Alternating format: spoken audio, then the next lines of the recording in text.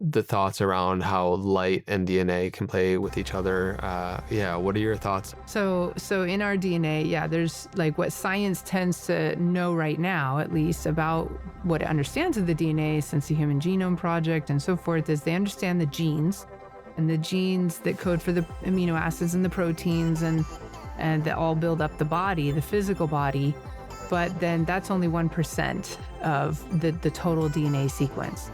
Then there's another 4% that they say these are like the coding instructions. It's the stop and start codes. It's like kind of what tells the switches to turn on or off, for example. So we have 1% and 4%. So that's 5% of our DNA. And then the rest of it, 95%, they call it non-coding. And science doesn't currently really get it. They don't understand what it is. Not mainstream science anyways. They used to call it junk. They don't call it junk anymore. They just call it non-coding. So they have a less charged word for it now. And Whoever came up with junk in the first place is quite audacious. yes, exactly. It shows once again the arrogance of science, right? But what's fascinating is that in the human genome, there's more non-coding sections of the DNA than there is in like various animal species or a banana. There's less of the non-coding sections. So there's clearly something important about these non-coding sections that is important to more intelligent and advanced forms of life.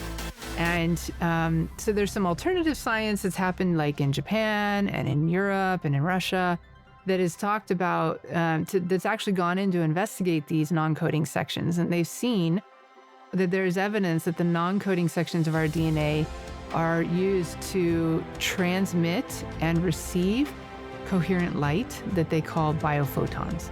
And so they believe that this non-coding section is in charge of that, the generation, transmission, and reception of biophotons. And it's like this light, this coherent light, is used like an information superhighway that operates at the speed of light within the DNA to communicate and really send the signals, rather than it just relying on chemical kind of signaling.